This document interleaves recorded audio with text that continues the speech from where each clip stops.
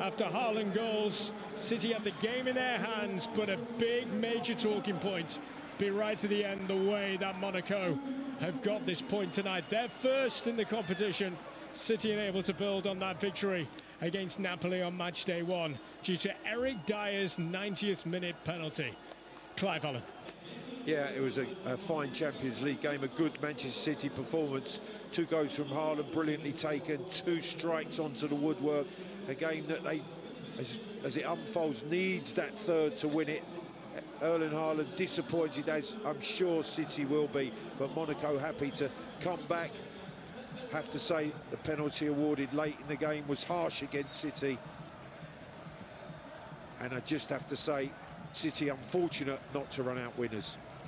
Yeah, the look on Erling Haaland's face says it all. Plenty to discuss with the guys in the studio and you, Liam. What a finish to this one. Monaco 2, Manchester City 2.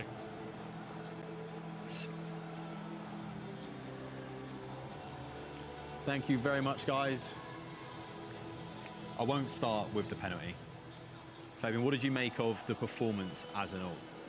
Yeah, I felt like it was a good performance. Like I said at half-time, after 30 minutes we seemed to get into a good rhythm. Came out in the second half, distributed the ball really well.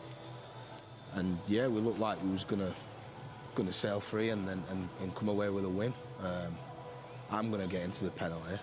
The reason that it's upsetting for me is, like, you'll have some referees who'll give that as a pen and some that won't. There doesn't seem to be any real consistency there.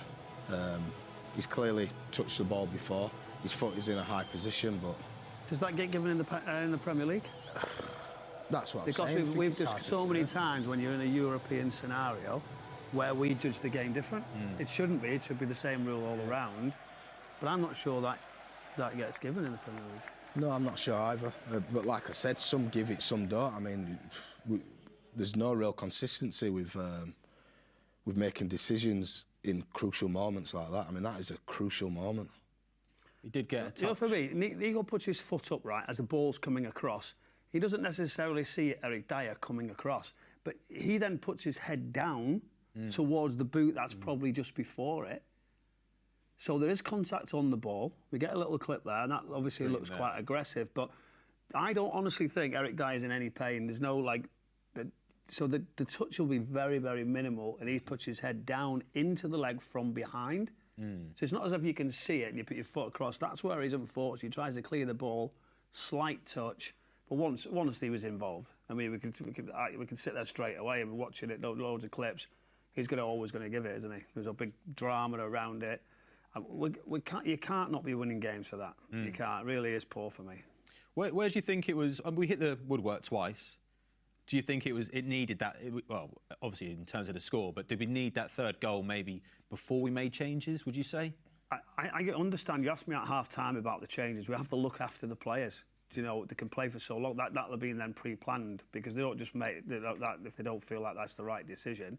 But from there on, we've still got enough quality to go on and control and win. But if you don't score that third goal, that is the problem. You're playing in this level, the Champions League. People are put you under pressure and be hostile at times, and things can happen. And I do find that we've seen in Champions League for a long period of time some mad decisions.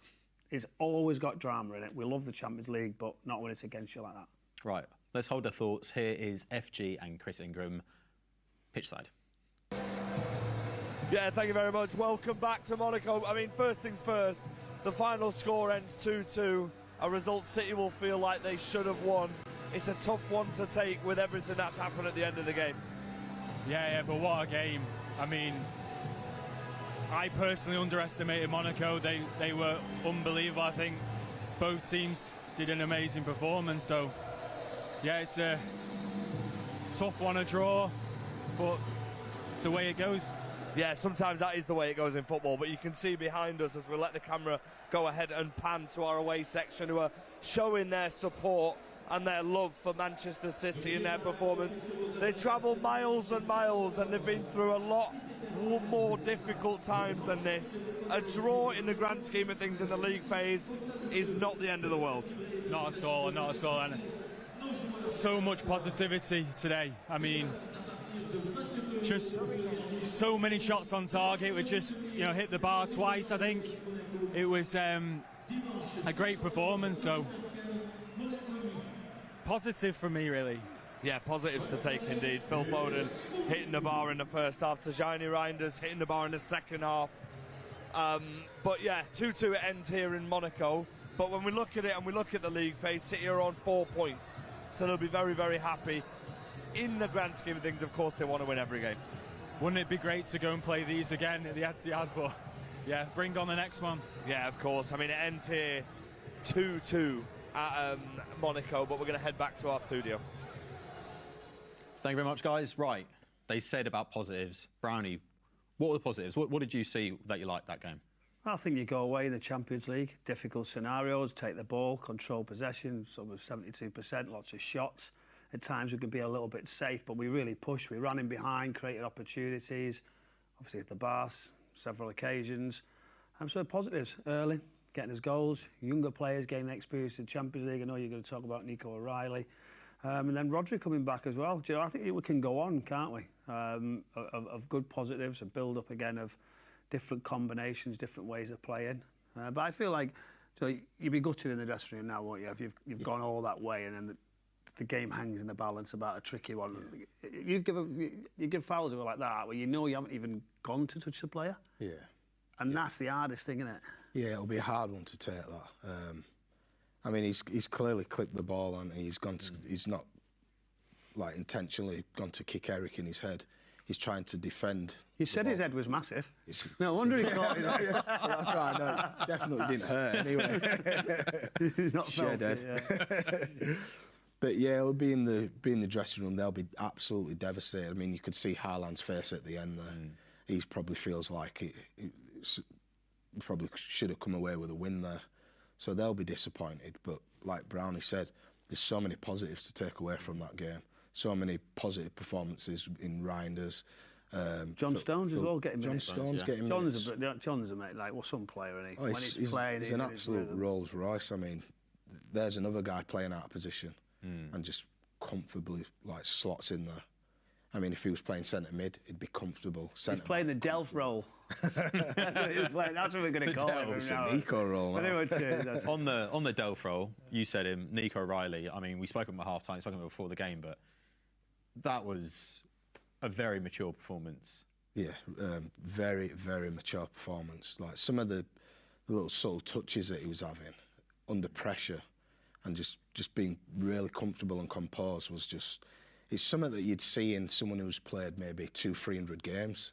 We're talking about a young boy playing in the Champions League. To put a performance in like that and not be phased, it's like really impressive. We were talking about when a team plays a low block against City. Beforehand, you could go, right, we can sacrifice a fullback or a defender and bring on a midfielder or a more creative player. He really provides that balance that we can make that in-game. You haven't got to wait for the ball to go out. We've got a player who's already ready built to go do that and can get forward. I mean, we saw him late on there, essentially playing left wing, wasn't he? And like you said, he's making the touches, he's getting involved. England squad announced later this week. Do you think he's got an outside chance, Brownie? I think if you look at one area of the pitch that England are struggling in, it's that area, isn't it? Although it's not a natural one. But you might feel like, you know what, it's an addition, we're going to control the ball. Let's have a look at him. He's got to at some point. When you play for Manchester City in the Champions League, playing well, we'll see. It's going to be a really difficult England squad when we go on to that, with different players and players we know very well through Manchester City connections. We'll be looking to get back into that. But yeah, it won't be easy. But, I think it's a great sign. Younger players are pushing now. We're talking about England call-ups. But yeah, I think for him now, just keep concentrating and it will come. It's a given he will get a cap. So frustrating result, but unbeaten in September, 4 wins, 1 draw. Draw today, we've got Brentford at the weekend before another international break. That's a nice bit of momentum, right? If we can get a result against Brentford, that's a nice bit of momentum to come in after the 2 defeats beforehand. How big is that in terms of a team that's trying to fight on all fronts to have a nice little period of unbeaten? It's huge as well, especially going into an international break, because you're obviously away for the club from 10 to 2 weeks. And to to go into the international break with a bad performance or a loss, there's nothing worse, honestly. So they've got to get back, recover well. Pep will have a plan, and they've just got to perform, win the game, have a break, and then come back firing. Brian, what would you be saying to the team if you were Pep now? What would you be saying in reflection ahead of the Brentford game? Do you know, we've seen City win 4-0, and you feel like Pep's still going to go and find somewhere you're perfect and to be better. That'll be the hardest thing at times as a player, to go, oh, can we just leave off? But I think he's just got to look and be more relentless, better in possession, better in final third. Let's keep improving, because we're not at the level that Pep's teams are. We know that, but we're getting on the right direction. I think the message would be rest, recovery, use the squad where we can. I think playing Sunday afternoon is going to help. But as you said, international break, it's going to be so important. We've had those couple of league results that didn't go our way. From there on, you haven't got much leeway in the Premier League. We're watching Liverpool, aren't we? We're watching Arsenal very closely. So yeah, we see Liverpool slip up, so it gives you a half chance. But you've got to now get in the stride, week in, week out, of getting wins in the Premier League. We can't afford now to not be at it. Fabian, I just want to talk Jeremy Doku. Had a quieter game by his standards this season. You spoke about him being doubled up by the defenders. How do you combat that as a winger? Is it a case of you sort of lean on the other side and look, Phil, you're now freed up, so you can do a bit more? He wasn't as active as he was, but like you said, he was very tidy in possession, didn't do anything wrong. But as a winger, how do you get your head? He's asking you because he's seen you play out that left wing a few times. When they've had to double up, you got that cheek with a lefty and the late chop. He's moved it round. Well, he's going to have, because he's still a young player, he's going to have quiet games. He's going to have games that he's had in the past, this season where he's been terrific. But because he's such an electric player, he's going to get isolated. He's going to get people doubling up on him. So he's going to have to come to terms with that. And whether it's a case of not necessarily hugging the line sometimes, maybe making a run in behind to stretch the defender and mixing the way he receives the ball up. So he runs in behind, maybe a ball gets played in, maybe it don't, or he gets it to feet, but he can't be one-dimensional. So in terms of hugging the line, getting the ball, touch and come inside, he's going to have to start to mix his game up. But I watched him closely today as well, and he was tidy. I've seen him in games where he's been a little bit sloppy, but he was tidy today. If he's being doubled up on, it's going to always be difficult for him. But like you said, with people doubling up on him, it does free a space up in the middle. And if that happens, we've got to make sure that we make that count, that space in the middle. Right, a little bit earlier on today, the under-19s kicked off their second UEFA Youth Champions League, Youth League game against Monaco. 5-3 the score ended, but I've been told that Ryan McCady scored an absolute wonder goal. So we're going to have a look at that. I've not seen it, so let's have a look. Let's see this. This is Sangari bringing it forwards now. He's got a hat-trick, by the way, but, we'll have a look at this. Oh. Wow. Oh, my God. Whoops, Daisy just literally sit you down, isn't it? That's all right to do, isn't it? Cool and composed right at the end of that. Yeah. Great result. Very really good. They must be really good, good games to play in for youngsters to go Champions League sort of weeks. You go and the games are a different challenge again, about learning different styles, different techniques. We've got some great talent coming through. You've seen them in the first team today. You see players doing stuff like that. The future is very bright. But I agree with you. I think the culture, the different football education go into these places. I mean, it can only be a bonus for the players, right? It's just like such a cool experience. And I mean, when they're that good, it's great, right? Yeah, it's amazing. I mean, when you're that age, you just love playing football. But having the opportunity to play against people from different countries, different techniques, different the travel though as well. Do you know, having that sort of wording behind it, and you started to feel this is the real deal. Yeah, of course you are. I mean, you're getting on an aeroplane, and then you're getting there. You're excited. You don't want to get too excited. You've got to recover. You've got to sleep. Make sure you're well rested. So these are all experiences that will help them in the future going forward. So these players know now they're performing in these games. they're getting close. Joe, there's games coming up now where we're seeing the youngsters getting opportunities on the bench recently now. So why not? You've got to be ready. You've got to take that opportunity. I think the UEFA Youth League has a certain prestige. Playing in Europe is something that you aim to do as a player. So to get to do it young, I think, is wicked. Right, let's move forward on to Sunday. Brentford, Brownie, what do we need? What are you thinking for Brentford? We're still sort of looking at what type of performances Brentford are going to be. Keith Andrews, obviously, has come in as a young coach and watched his journey very well, worked with him in the media. Then he went into Sheffield United, started doing set pieces, supporting Chris Wilder, went under Thomas Frank, heavily much involved about organisation and detail. And Brentford have been built on that model for some time, so they've found it really a fortress of a place for people to go to. They've changed the style slightly, and now it's going to be a test. That's one of the clubs where you felt they were going to be under pressure, maybe a team that might have been close to the relegation. I've just seen a couple of results after being under pressure. The Manchester United one last weekend. It was interesting. I was going up to the third tier at the Etihad, and everybody was watching the game. And that last goal certainly set a bit of a cheer. So supporting Brentford for one day, but now it's about, you know, go and perform and go and take the ball, go and put them under pressure, you know, sort of quieting down. Keith's not afraid to go with set pieces to mix it up and go longer. And you've got to be ready for the challenge. Drew there last season. I mean, Thomas Frank, or Brentford under Thomas Frank, to me felt like a very sturdy. You sort of knew what you were going to get. Put in good performances. They were very efficient. It is a new entity. What do you think, Fabian? Yeah, obviously it's different manager. So with that comes different systems, different setups. They've obviously made a really good signing in Jordan Henderson, who's very vocal, very experienced. So he's in the centre of the park. He's going to be there. He's going to be important to everything that they do this season. Kelleher, Collins, Henderson. Yeah. You know, you sort of it's a good call. Look at that sort of.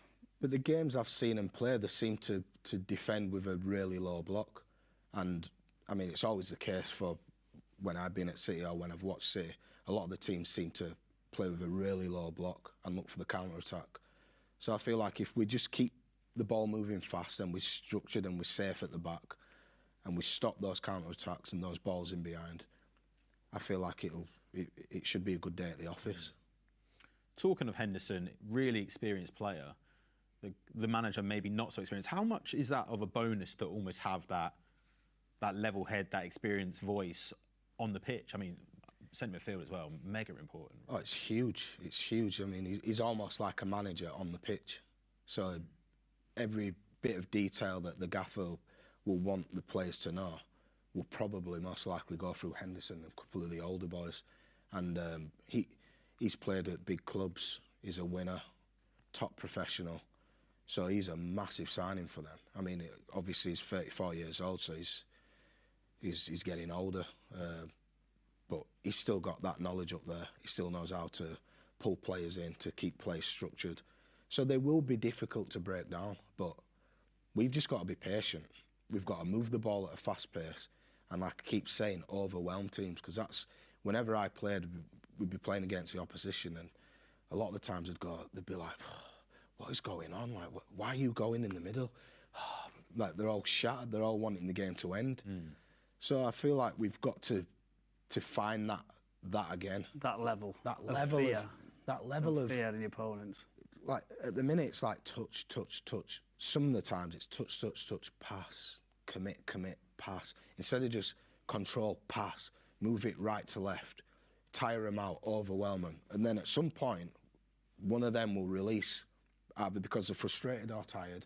They'll leave spaces, and that's when we have the opportunity to get Phil in the pocket, Reinders in the pocket, and something will happen from that. But if we slow it down and we're playing to their tempo and their pace, then it's just going to be them parking the bus and us playing tippy-tappy football. There's still a few players that are out injured, Brownie. We saw Rayan Cherki train ahead of the team flying over to Monaco. Do you think we'll see him feature potentially against Brentford? I mean, hope so. We want to see him do brilliant things. He's exciting. I think the City fans are really looking forward to him. As it's us, former players, you want to see top players with ability. Someone can make you smile. Just when you sort of go, have you seen that? He's got that. And that's the excitement, isn't it? Certain players are steady and can do different things, but he can do things others can't, sort of ability like no one else has got, and we want to see him. But the time's got to be right. Sometimes with the international, you then sort of, well, we'll delay it. It depends where they're going to go, whether they feel if he plays some minutes, then does he have to go with international, or is it best to sort of wait another week or two? But they'll get everything right with the rehab, I'm sure. Brownie, thank you very much. Fabian, an excellent debut. Thank you very much. And you said... He might come back, mightn't he? I'm going to drag him back. He might come back, You said something to make us smile. Erling Haaland became the top scoring Norwegian in the Premier League. So we've created a wonderful video for you to watch. We'll see you on Sunday. Good night. City reached an agreement with Borussia Dortmund to sign the Norwegian. Erling Haaland. I knew that I was going to come here and perform. I could almost smell the fear in the rest of the league. He is an absolute phenomenon. He's broke a record already. He's only been here a month. 9 goals, 5 games. It's unbelievable. The hair has been released. He is a striking Viking now. Against Southampton, it was a really nice one. The first player in Premier League history to hit 35 goals in a season. Stronger, fitter, bigger, more deadly than ever. Score again! This is just amazing! We are looking at one of the greatest players to grace the Premier League. He's an exceptional player. It's not necessary to tell you, everybody knows it. He's an unbelievable centre forward who can destroy teams. When you've got a striking Viking, you've got a guarantee of goals. Norway's greatest goal scorer, Erling